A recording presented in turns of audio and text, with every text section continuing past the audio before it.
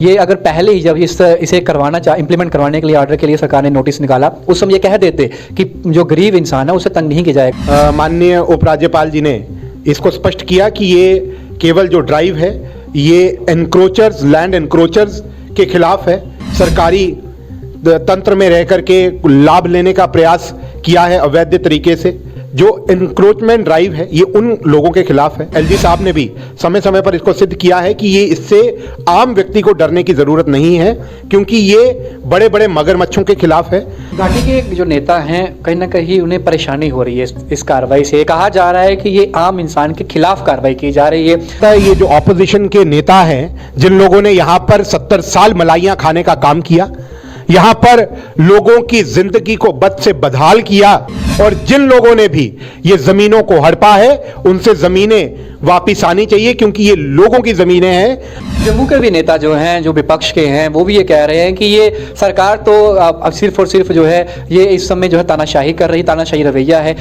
सरकार की तरफ से क्लैरिटी दी गई है कि इसमें आम व्यक्ति को परेशान नहीं किया जाएगा।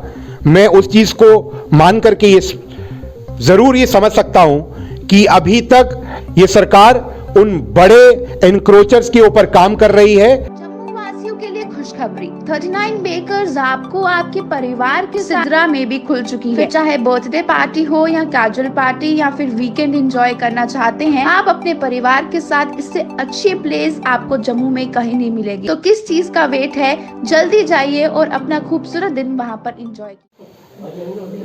J&K एडमिनिस्ट्रेशन द्वारा एक सर्कुलर पर बवाल मचा हुआ है। ये सर्कुलर जो है वो लैंड, जो हमारी स्टेट लैंड है उसको लेकर से सर्कुलर किया। कई लोगों की एक सूची जो थी वो जारी की गई, जिसमें कई कनाल भूमि जो है अवैध तरीके से कब्जा किए हुए लोग बैठे हुए हैं। कई सालों से ये कब्जा किया हुआ था। इसमें एक कनाल से लेके 350-400 कनाल जमीन जो है वो अनक्रोच की हुई है। जब ये अध्यादेश आता है सरकार द्वारा निकाला जाता है, उसके बाद आम जनमानस जो है उसमें भी, उसके दिल में भी भय का माहौल बन गया है। सोनजमा बठीरी चौधरी की बात करूं, 3 दिन से वहां प्रदर्शन चल रहा है। आम लोगों के दिल में और जहन में ये बात बैठ रही है कि हमारी जमीन जो हमने आशियाना तिनका जोड़कर अपने खून पसीने की कमाई से बनाया, शायद हमारा घर जो है अब उजड़ने वाला है, हमें हमारे घर से बाहर निकाल दिया जाएगा। आखिरकार ऐसा भय का माहौल क्यों बन रहा है? सरकार ने जो आदेश निकाला वो आम जनमानस के खिलाफ है या फिर उन मासिस के खिलाफ है जो इतने सालों से इतनी कनाल जमीन जो है अवैध तरीके से कब्जा कर बैठे हुए हैं। हालांकि आज एक डेवलपमेंट देखने को मिली, क्योंकि लगातार सिर्फ वर्बली बयान जो थे वो आ रहे थे। कुछ दिन पहले सुनील शर्मा, भारतीय जनता पार्टी नेता जो हैं, वो वहां पहुंचते हैं, एलजी मनोज सिन्हा से बातचीत करते हैं और ये आश्वासन देते हैं बाहर आकर। लेकिन लोग जो थे ये कह रहे थे कि ये वर्बली है, कुछ सरकार की तरफ से कोई बयान नहीं आया।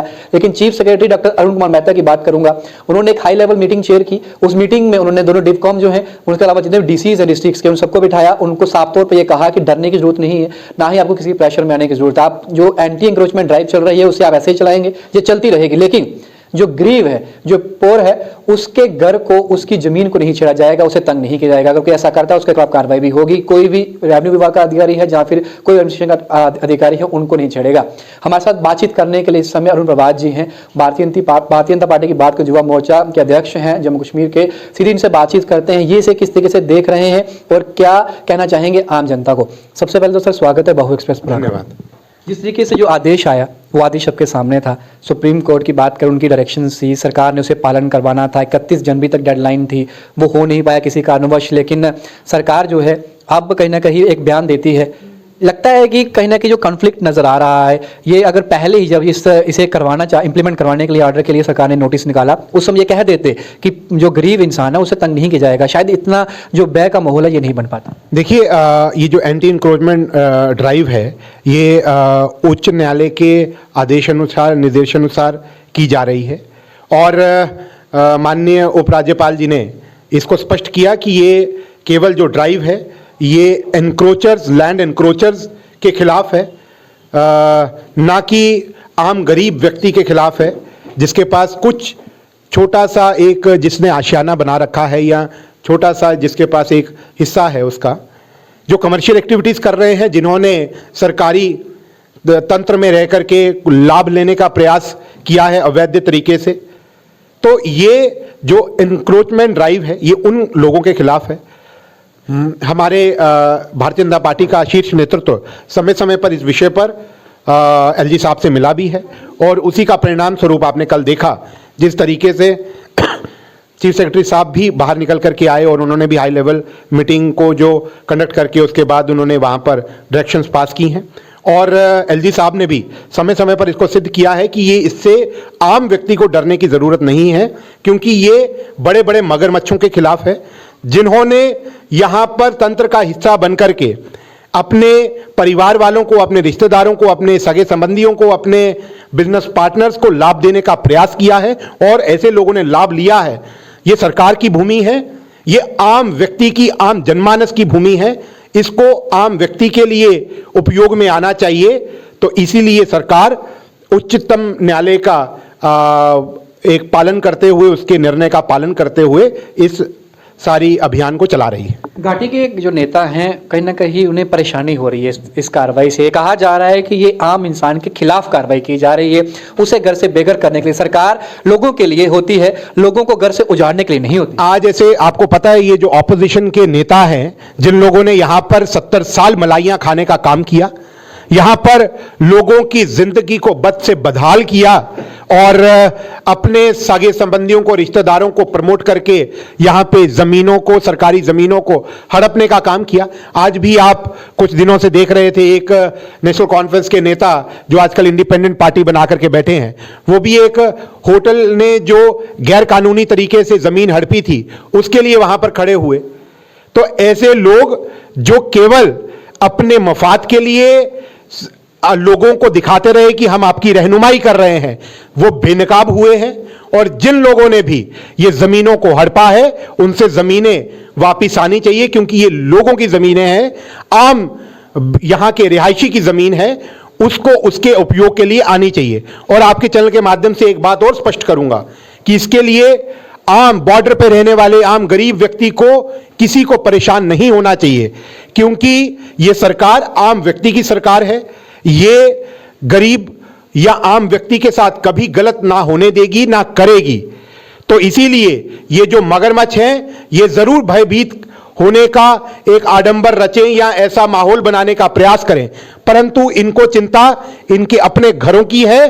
और इनके घर जो इन्होंने सरकारी जमीनें हड़प करके और सरकार के पैसे को हड़प करके जो बनाई है, वो अब चलने वाला नहीं है। जम्मू के भी नेता जो हैं, जो विपक्ष के हैं, वो भी ये कह रहे हैं कि ये सरकार तो अब सिर्फ और सिर्फ जो है ये इस समय जो है तानाशाही कर रही, तानाशाही रवैया है। यहाँ के रीजनल जो पार्टीज हैं, उनके जो चेयरमैन हैं, जैसे चौधरी लाल सिंह जी की बात करूँ, बाकी लोग भी हैं, उन्होंने भी तंज कसा, ये कहा है कि सरकार लोगों को बेघर करने के लिए नहीं होती, उनको जो है वो घर देने के लिए होती है, उनके घर रोजी रोटी चलाने के लिए होती है। लेकिन ये सरकार जो है, ये जमीन किसकी थी? जमीन तो लोग इतने सालों से रह रहे हैं, फिर ये कहाँ से आगे तानाशाही रवैया लेकर कि आप खाली करी जमीनें हम आपको नहीं रहने देंगे। देखो, आम लोग परेशान नहीं होने चाहिए, इसीलिए सरकार ने समय समय पर स्पष्ट किया। और कल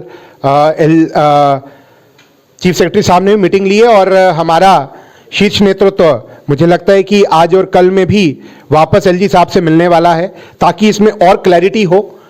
पर सरकार की तरफ से क्लैरिटी दी गई है कि इसमें आम व्यक्ति को परेशान नहीं किया जाएगा।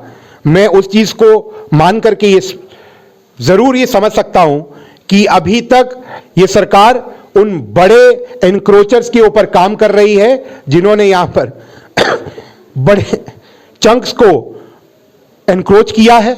उनके खिलाफ एंटी इंक्रोचमेंट ड्राइव चल रही है। इसमें आम व्यक्ति को परेशान की बात करूंगा, जब वो एलजी से मुलाकात करके पहुंचते हैं तो उन्होंने कोट किया, उन्होंने कहा कि 5 से 15 मरले जिनकी जमीन है, एलजी साहब ने आश्वस्त किया है कि उन लोगों को नहीं छेड़ा जाएगा।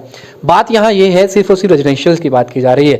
यहाँ पर कुछ ऐसे बॉर्डर, जैसे हमने बॉर्डर इलाके की बात करी, तो वहाँ पे लोग ऐसे हैं जिन्होंने 1-2 कमरा बनाया है, आगे कुछ जमीन है जिसपे वो खेती बाड़ी करते हैं, या फिर सब्जी वगैरह पालन करते हैं। या फिर कुछ ऐसे लोग हैं, जम्मू शहर की बात करूंगा, जिन्होंने 4-5 मरले में, 2-3 मरले में जो है वो दुकान बनाई हुई है, अब उनका गृहस्थी उससे चलती है।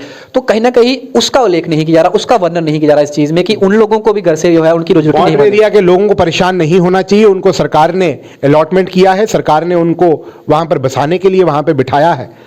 तो जो लोग ऐसा भय का माहौल बनाने का काम कर रहे हैं, वो प्रोपोगेंडाइस्ट हैं, वो प्रोपोगेंडा कर रहे हैं। परंतु सरकार, मुझे जरूर विश्वास है और एलजी साहब की स्टेटमेंट के से और विश्वास बढ़ता है कि आम व्यक्ति को परेशान नहीं किया जाएगा। और उसके साथ साथ ये जो मुहिम है, जो उच्चतम न्यायालय का जो निर्णय है, वो एनक्रोचर्स के लिए है, जिन्होंने गैर कानूनी अवैध तरीके से कब्जा कर रखा है। चलिए बहुत बहुत शुक्रिया आपका इस चर्चा में बढ़ाने के लिए। ये काफ़ी महत्वपूर्ण टॉपिक है इस समय, क्योंकि लोगों जो आम गरीब परिवारों से लोग ताल्लुक़ रखते हैं उनके दिल में इसमें भय का माहौल है। उन्हें ये डर सता रहा है कहीं हमारा तिनका जोड़ का जो आशियाना बनाया कहीं वो ताश के पत्तों की तरह ढह ना जाए, सरकार का जो आदेश है वो हमें घर से बेघर ना कर दे। तो एक काफ़ी महत्वपूर्ण जानकारी, जिस तरीके से लगातार चीफ सेक्रेटरी की बात करूँ, LG मोहसिना की बात करूँ, भारतीय जनता पार्टी नेताओं की बात करूँ, जिस तरीके से अरुण प्रभात जी खुद कह रहे हैं कि एक दो दिन में फिर से इनका डेलीगेशन जो है उनसे मुलाकात करेगा और हो सकता है कि स्पष्ट तौर पर जो है एक नया सर्कुलर जो है, क्योंकि कहा भी जा रहा है कि पॉलिसी फ्रेमवर्क हो रहा है, ये सोर्सेज से भी खबर आ रही है कि अभी भी सरकार जो है इस पर मंथन कर रही है और जल्द ही एक नया सर्कुलर निकाला जाएगा इसको लेकर। और ये शायद उसमें क्लियर हो जाए कि कितने मरले से लेकर कितने मरले तक लोग जो हैं उन्हें भी घबराने की जरूरत नहीं है, सरकार उनको टच नहीं करेगी। अपने डिपार्टमेंट के लोगों को भी ये आदेश दिया गया है। चीफ सेक्रेटरी ने खुद जो है डिफकॉम दोनों जो है डीसी जितने भी जिलों के हैं उन सबको कहा है कि गरीब को छेड़ने की जरूरत नहीं है, उन्हें आप ना तो तंग करेंगे ना उनके पास जाएंगे, लेकिन जो एनक्रोचर्स हैं मासिस में जो हैं उनके खिलाफ कार्रवाई जो ही चलती रहेगी। फिलहाल जो आप लोगों का सवाल था वो यही था कि रेजिडेंशियल के अलावा जो कमर्शियल जिनका रोजी रोटी चल रही है, चाहे दुकान है, चाहे खोखा है, कुछ भी बनाया हुआ है, जहाँ फिर एग्रीकल्चर लैंड है, उसको लेकर जवाब नहीं दिया जा रहा। तो हो सकता है उसको भी इसमें, क्योंकि जिस तरीके से चीफ सेक्रेटरी साहब ने खुद कहा है, ये कहा है कि जिसकी रोजी रोटी भी उस जमीन से चल रही है उसे भी नहीं छेड़ा जाएगा। तो इसका आप स्पष्ट रूप से ये मतलब यही निकलता है कि उसमें इरिगेशन चल रही है चाहे या फिर आप कमर्शियल एक्टिविटी कर रहे हैं, उन्हें भी नहीं तंग किया जाएगा। इधर के साथ शो मिलेंगे बहु एक्सप्रेस के लिए। जय हिंद।